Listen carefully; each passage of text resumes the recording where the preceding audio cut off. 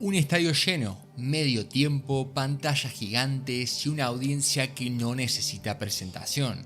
Más de 100 millones de personas mirando lo mismo al mismo tiempo. Bad Bunny sube al escenario del Super Bowl. Canta en español, no traduce, no explica y no pide permiso. Días antes había levantado el Grammy más importante de la industria, álbum del año en español. Completamente en español, representando a su país natal Puerto Rico y a toda Latinoamérica. Ese momento parece definitivo, casi inevitable, pero no lo fue. Para entender cómo alguien llega hasta ahí sin ser lo que parecía innegociable, hay que retroceder mucho más de lo que suele mostrarse, hasta un lugar donde no hay cámaras, ni industria ni escenario. Vega Baja, Puerto Rico. No es una postal turística, no es el centro de nada, es un municipio chico de clase trabajadora donde la vida pasa sin promesas extraordinarias. Allí nació Benito Antonio Martínez Ocasio, un 10 de marzo de 1994, y durante muchos años eso fue todo lo que fue. Benito. Su casa no era un semillero de estrellas, su padre manejaba camiones y su madre era maestra. Una familia estructurada, estricta y religiosa, valores claros, rutinas claras y pocas expectativas. La música estaba presente, pero no como sueño de fama. Estaba como fondo, como algo que suena mientras se vive. Salsa, merengue, baladas, canciones que no buscan aplausos sino acompañar. Benito cantaba con el coro de la iglesia, no porque quisiera ser visto, sino porque había que hacerlo. Él mismo lo contó después, medio en broma, medio en serio. Levantarse temprano, ensayar y cumplir. Desde chico fue así, callado y observador, más atento a lo que pasaba alrededor que a ocupar el centro.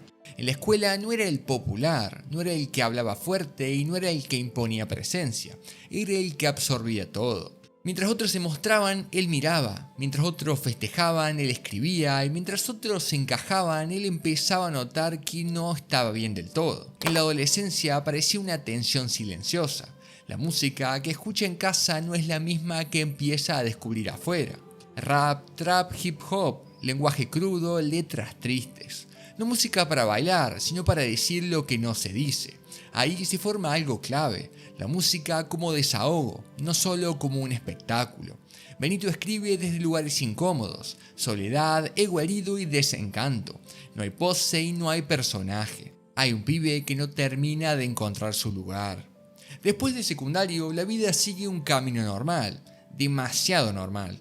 Se inscribe en comunicación audiovisual en la Universidad de Puerto Rico en Arecibo. Estudia, cumple y al mismo tiempo trabaja como empacador en un supermercado. Un dato que parece menor pero no lo es, porque ahí aparece el primer antagonista real de su historia, la normalidad, la rutina, el horario y la sensación de que los días se repiten sin dejar marca. Benito no vive una vida trágica, vive una vida común. Y eso, para alguien que observa tanto, puede volverse asfixiante. En los descansos escribía letras, en su cuarto graba canciones y de noche las sube a SoundCloud. Sin plan maestro, no hay estrategia y no hay expectativa de fama. Él mismo lo dijo más adelante, subía música porque me gustaba, solamente eso. Sus canciones no suenan a hit radial, no son amables y no están pensadas para gustar. Hay voz grave, casi ninguna modulación y letras de despecho, tristeza y de ego lastimado. Y sin embargo algo empieza a pasar. Soy Peor se mueve, circula y la gente lo comparte. No por medios tradicionales, no por televisión y no por grandes sellos, solo por internet.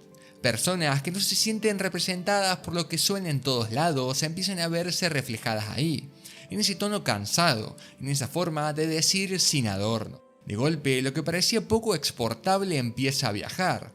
DJ Luyan escucha uno de sus temas, Diles, lo contacta. En ese momento, Benito sigue trabajando en el supermercado. Sigue viviendo en casa con sus padres y sigue sin creerse del todo lo que está pasando. Firma con Hear This Music, empieza a colaborar con nombres grandes. Y ahí aparece su segundo gran rival en la historia, la industria. Porque incluso cuando empieza a crecer, Bad Bunny no encaja. No canta como se espera, no suaviza el idioma y no traduce el acento. Su español es cerrado, boricua y local. Eso durante décadas fue un límite. El mensaje implícito siempre fue el mismo. Si querés llegar lejos, tenés que cambiar como sos. El idioma, la forma o tu identidad. Pero Bad Bunny no lo hace, nunca estuvo en juego. Pero tampoco fue su discurso o su bandera, simplemente no quiso hacerlo. Canta como habla, se viste como quiere, no busca el crossover y eso genera tensión, porque empieza a llamar demasiado la atención sin cumplir con las reglas. Mientras otros buscan hits rápidos, él construye algo más lento. Mientras otros suavizan, él profundiza. El nombre artístico lo dice todo. Bad Bunny surge de una foto de la infancia, un conejo, cara seria y gesto incómodo. Un chiste que se vuelve su propia identidad, ternura y rabia, sensibilidad y dureza, una contradicción que no se resuelve, se habita. Cuando lanza Por Siempre en 2018 ya no es solo un viral, hay concepto, hay autoría y hay una voz clara. No es producto, es una presencia, y ahí ocurre el primer choque real con el mainstream. Empieza a ser imposible ignorarlo.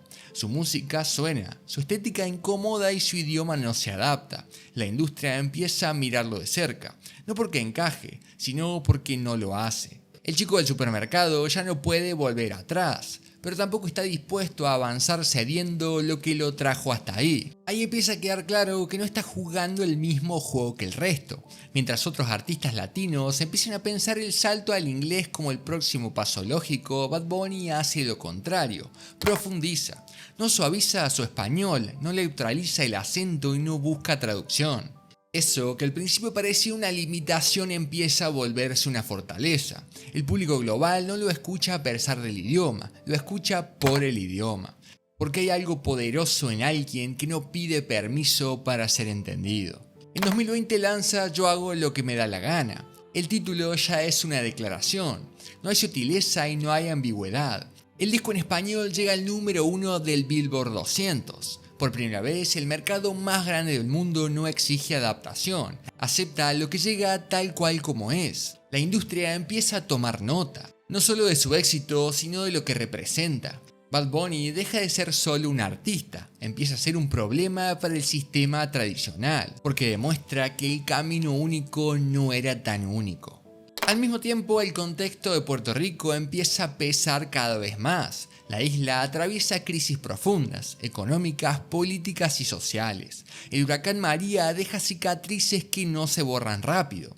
Meses sin electricidad, desigualdad expuesta y abandono. Bad Bunny ya no es solo alguien que salió de ahí, es alguien que tiene un micrófono gigante y sin enunciarlo empieza a usarlo. En 2018 en televisión estadounidense dedica una canción a Puerto Rico. No es un discurso, es un gesto. En 2019, cuando estallan las protestas contra el gobernador, se suma a las calles, no como una celebridad distante, como uno más.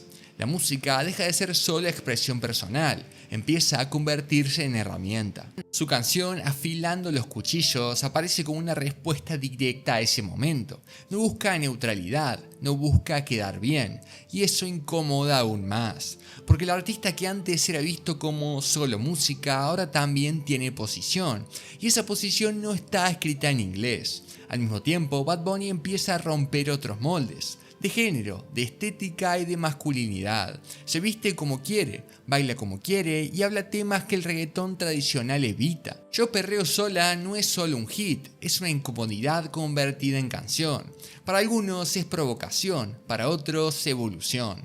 Para la industria es otro problema difícil de clasificar, porque sigue funcionando.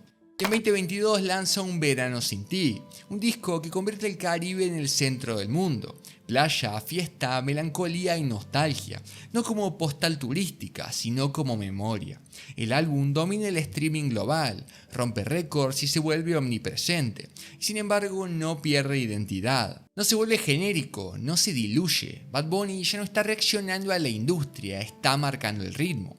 Eso cambia la relación de poder. Lo que antes era resistencia ahora es influencia. Lo que antes era anomalía ahora es referencia. Pero ese lugar también trae otro tipo de presión, porque cuando alguien llega tan alto sin ceder, el sistema empieza a observarlo con más atención. Cada gesto pesa, cada palabra se amplifica y cada silencio se interpreta. Bad Bunny responde de una forma particular, hablando poco. No da explicaciones largas, no se posiciona como líder moral, no construye un personaje discursivo. Sigue cantando, sigue creando y sigue eligiendo. En 2023 lanza Nadie sabe lo que va a pasar mañana, un disco más oscuro, más cerrado y más controlado. No busca agradar, busca marcar distancia. Es un mensaje silencioso. Incluso en la cima no está dispuesto a ser predecible. Mientras tanto, su impacto cultural ya es innegable. Artistas nuevos aparecen siguiendo caminos que antes parecían inviables. El español deja de ser obstáculo, el acento deja de corregirse. El centro se empieza a mover. Bad Bunny no lo declara, no lo festeja. Simplemente sigue siendo él. Pero a esta altura ya no es solo identidad, es poder. Un poder que no se ejerce desde el discurso, sino desde la ocupación del espacio. Y eso prepara el terreno para algo todavía más grande.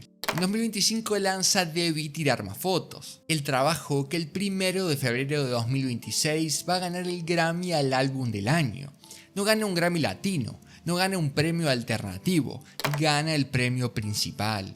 Un álbum entero en español, grabado en Puerto Rico, pensado desde Puerto Rico.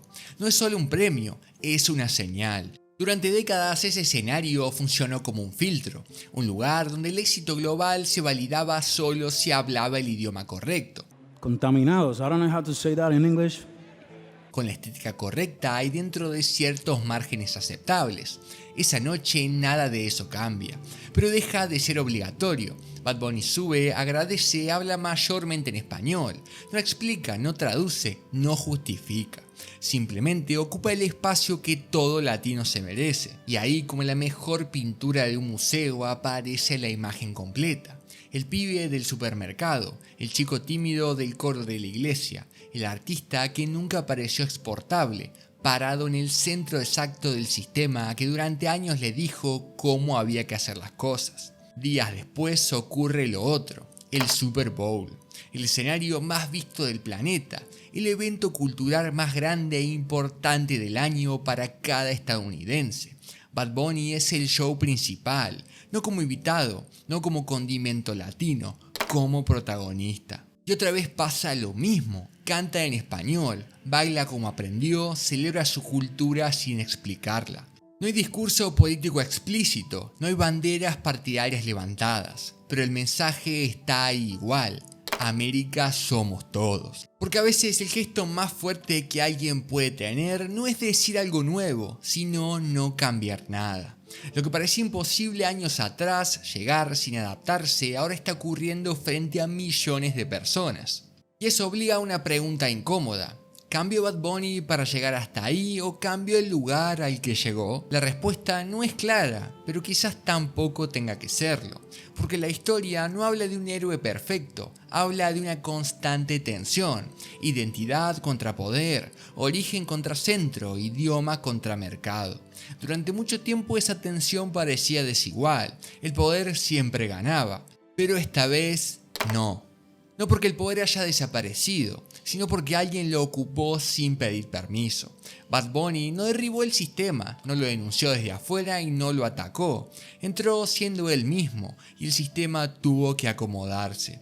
Eso no significa que todo cambió, no significa que ahora todos puedan hacerlo y no significa que las reglas hayan desaparecido, pero sí demuestra algo importante. Que la identidad, cuando se sostiene el tiempo suficiente, puede convertirse en fuerza, que no adaptarse no siempre es perder, que el silencio a veces también es una forma de hacerte escuchar. Hoy Bad Bunny ya no es solo un artista exitoso, es un punto de referencia para Puerto Rico, para el mundo latino, para cualquiera que alguna vez sintió que no encajaba del todo. No porque prometa finales felices, sino porque prueba que hay otras rutas posibles. La historia empieza en Vega Baja, en una casa común, con un chico callado que cantaba sin saber si alguien lo iba a escuchar, y termina, por ahora, en el centro del escenario más grande del mundo. Pero lo más importante no es hasta dónde llegó, es cómo llegó. sin traducirse, sin suavizarse, sin dejar de hablar como nació. Tal vez ahí esté la verdadera lección, aunque nadie lo diga en voz alta, que a veces el acto más revolucionario no es gritar, sino quedarse fiel, quedarse propio, quedarse con tus costumbres y tu idioma, y dejar que el mundo tarde o temprano aprenda a escuchar, porque lo único que le puede ganar al odio es hacer las cosas con amor. Si te gustó esta historia de uno de los artistas latinos más importantes del último tiempo, no te olvides de suscribirte y dejar un like en este video, porque mientras más seamos, más videos de las personas más increíbles del mundo voy a seguir trayendo.